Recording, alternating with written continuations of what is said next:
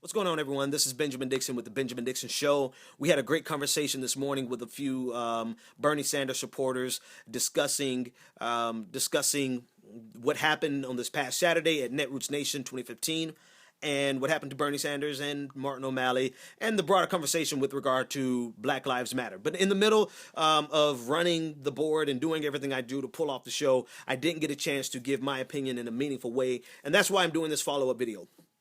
So this is a bit of free advice to all of the progressive candidates and their teams and their supporters on how you can handle and control Black Lives Matter, because you guys obviously need this advice. Number one, you can't. You cannot. You cannot control. You cannot marginalize. You cannot co-opt. You cannot silence. You cannot manipulate Black Lives Matter. They are well organized. They understand exactly what they're doing. They understand exactly why it's necessary to do it in the manner that they are doing it. They are, and I already said mobilized, but I want to say that again. They are uber mobilized. They are the political contingency of the 2016 election. And I'm using the verbiage of they and them very intentionally because I am not a representative of Black Lives Matter. I am a political observer. I am a student of political science. And what we are observing with Black Lives Matter is the quintessential democratic expression. It is at the very foundation and core of our nation.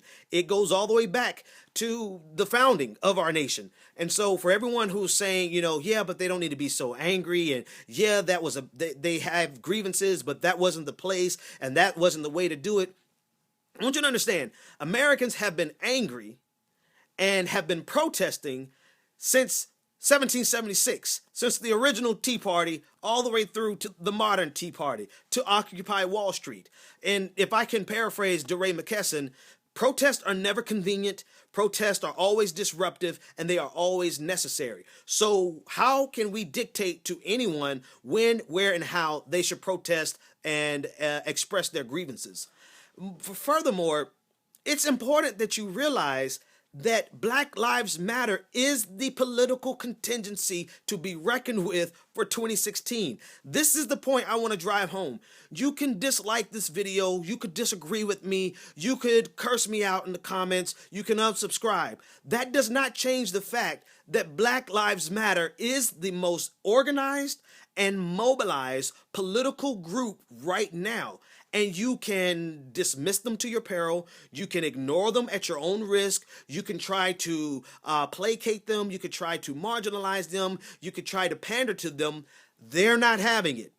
They are looking for, and we are looking for, very specific plans and policies to address the very real problem of the killings of minorities at the hands of police.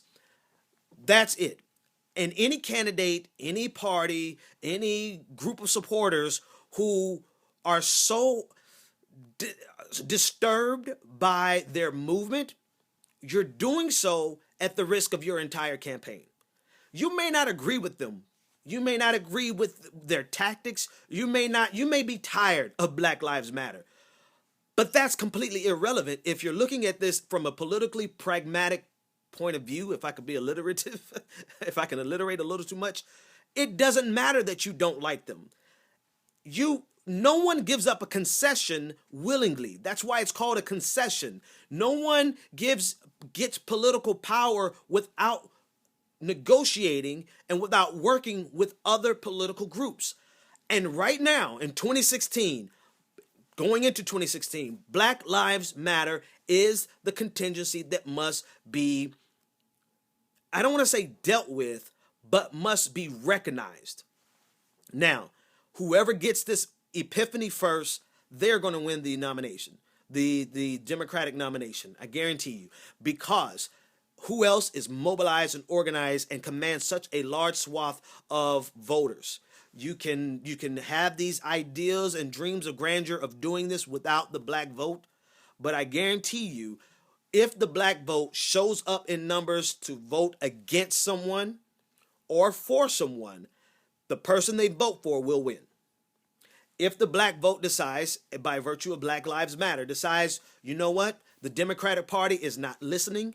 They are not hearing us. They want us to be patient when we have been patient. They want us to be quiet when we have already been quiet long enough. They want us to just lay down and let them do everything that they want to do. If Black Lives Matter decides that and the black vote doesn't show up, then you do not win the general election. Is it an ugly reality? Yeah, but politics is ugly. This is politics 101. And anyone who says otherwise, you're fooling yourself. Occupy Wall Street took the same approach. The Tea Party took the same approach. This is what political groups do. And you can either ignore them at your own peril, or you can listen to them. And you can be bold enough to not only enact policies and bring forth policies, but also to stop